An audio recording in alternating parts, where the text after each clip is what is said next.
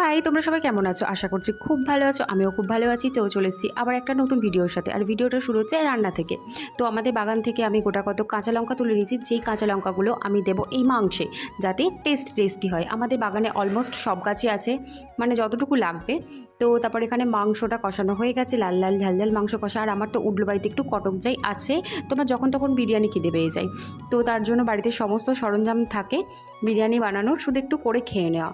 তারপর এখানে বিরিয়ানিটা দেখাচ্ছিলাম, মা দেখাচ্ছে যে আলুটা দেখা এরকম টাইপের একটা ব্যাপার। বিরিয়ানিটা দারুণ খেতে হয়েছিল। তো আমার এখনই জিভে জল চলে আসছে, দেখেছো? তো তারপর গিয়েছিলাম আমরা একটু আলমারি দেখতে, কারণ আমাদের ওপরে ঘরের জন্য একটু আলমারির দরকার, মানে সাজানোর জন্য।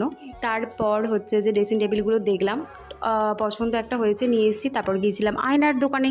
তারপর নতুন জুতো কিনতে গিয়েছিলাম। আমার তো নতুন জুতো দেখলে ওখানেই পরে নিতে ইচ্ছে করে, তাই পরে নিয়েছি। কাদের এরকম স্বভাব আছে প্লিজ আমাকে বলো। Thank you.